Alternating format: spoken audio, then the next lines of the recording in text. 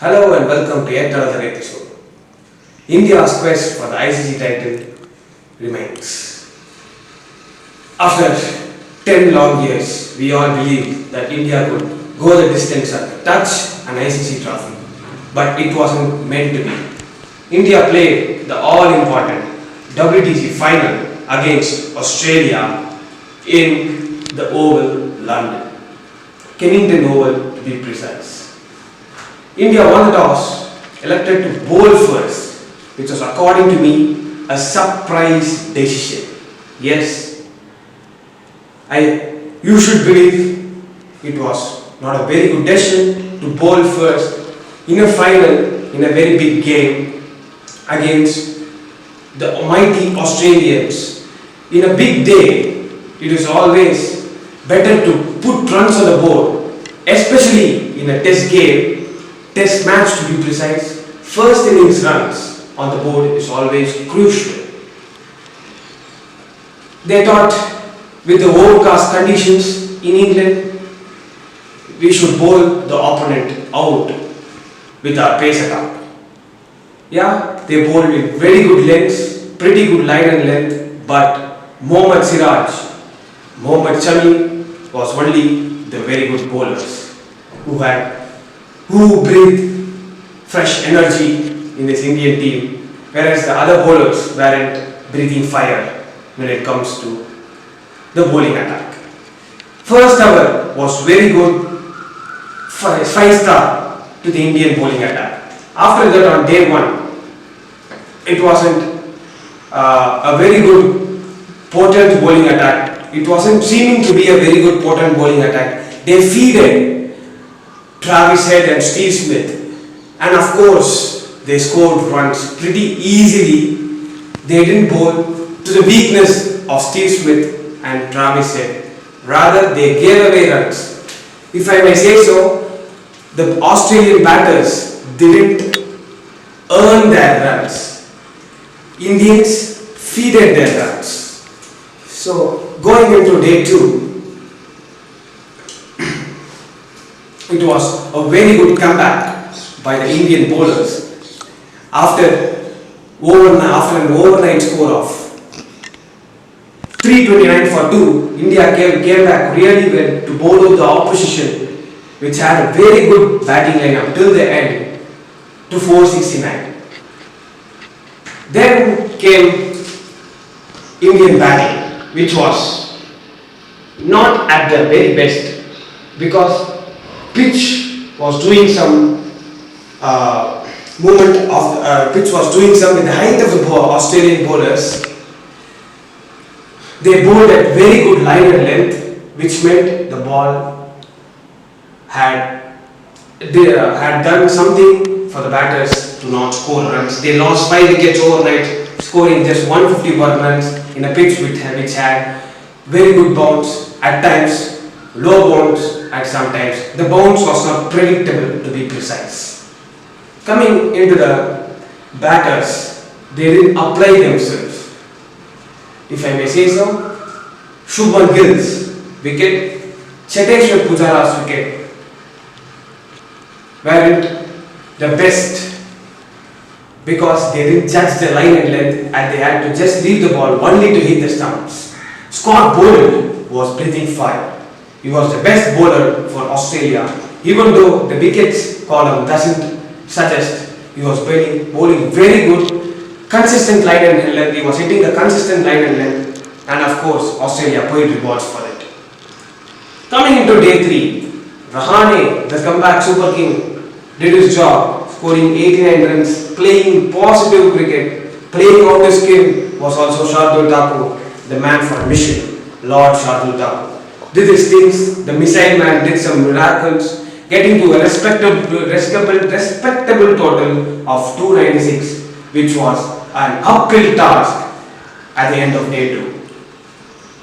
Indian batters got out after post-run session, which meant Australia had an uphill task. India had an uphill task, to be precise, to come and win the game. They were behind the 8 ball.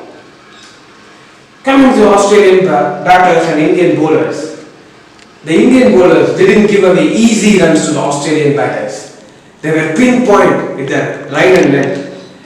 Australian batters weren't scoring easy runs. At the end of day 3, Australian batters were just 123 for 4 when the Indian bowlers bowled more than 50 overs, which meant they were scoring at an easy strike rate and at an easy pace.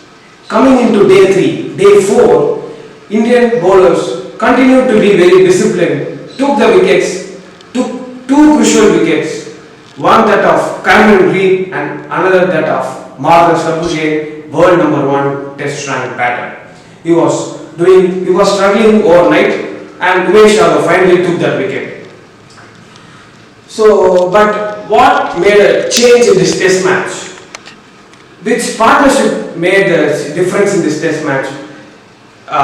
This partnership wasn't talked about by many experts going around. Alex Carey, Mitchell Starc. Alex Carey 61 runs not out, Mitchell Starc 41 runs. Of course, they scored at an easy run rate because they had no pressure. They were scoring freely, they were very aggressive, if I may say so. Coming to the Indian batters, I would say they were playing pretty good, but they played some horrific T20 shots. One that of Rohit Sharma's wicket and another that of unlike Pujara's shot to play an uppercut of Patrick Cummins, if I may say so. So, Rohit Sharma was playing his natural game, so was Chandeshwar Pujara. Shubman Gill's catch of Cameron Green's catch, I felt that was not out. Though experts going around were debating on it, when 2 fingers are only in touch with the ball, I felt the ball would have touched the ground pretty easily. That was an error by the human umpire. So human errors are always made by the umpires. That was one such an incident in a crucial Wtc final.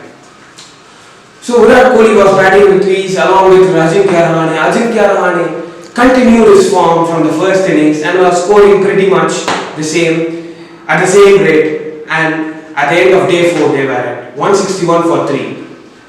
Going into day 4, India needed 280 runs, and I felt the man on a mission, the man for big games, the man, the myth, the legend, Virat Kohli will come into the picture. The master chase, the chase master will come into the picture and score the winning runs for WTC, India's WTC's hopes, but it wasn't meant to be. Virat Kohli got out cheaply to Scotty Boland's ball. Scotty Boland, as I said earlier, he was precise in his line and length and he reaped his success. Then Ajinkya Rahane also got out to a harsh shot, if I may say so, when he was on 46, very well said batsman. That hit the nail in the coffin. That was the end of the road for the Indian team in the WTC final. So going ahead, what are the things to ponder? I felt going into the next tour to the West Indies, Pujara might should be dropped. Maybe maybe as a futuristic move, bring in some young blood. Abhimanyu Ishwar, Sarfraz Khan, Ruturaj Gaikwad, and maybe even Hanuma Vihar might suit in those conditions. Of course, I felt India's pace attack didn't carry the substance because they lost this test match because of one horrific day. They defeated Travis Head, as I said earlier, and maybe Mukesh Kumar, who did very well for the Delhi Capitals in the IPL this season, might come into the picture, as I believe. So, moving forward, this test match, I felt there was a mistake in not playing. The world number 1 ranked T20 test bowler, if I may say so, R. Ashwin. Given the conditions, it was not unlike R. Ashwin's bowling. But for a champion bowler like R. Ashwin, he can use the bounce, he can use the drift, just like what Nathan Lyon did. If they had seen the stats, I bet to differ on this statement. They should have played, they would have played the champion bowler in R. Ashwin. Given the conditions and the stats in oval, as the match progresses to the day 4 and day 5, spinners take a wicket almost 40 to 50 balls, every 40 to 50 balls, given the stats and the conditions. Going around to the next WTC cycle, I feel the stats and the conditions to come into the main picture and be seen by the Indian cricket team. One thing I noticed, great players, great legends are part of the support staff system all over the country, all over the world. Take a Justin Langer, take a Rahul Dravid, take a Darren Sammy. They are all great players, great legends for their respective countries, and they are coaching pretty good. One coach that stands above all is none other than the Zimbabwe Andy Flower.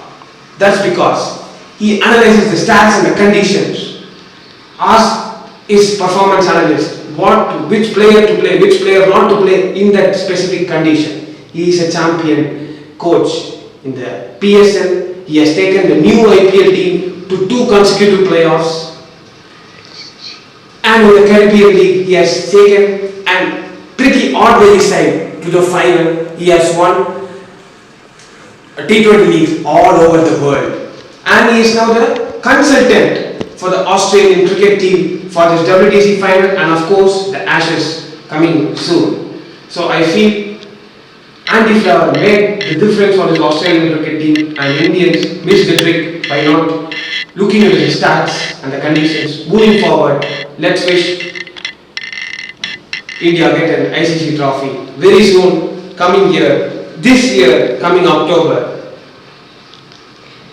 and win the ODI World Cup in Ahmedabad. Thank you. We'll see you soon in the next episode.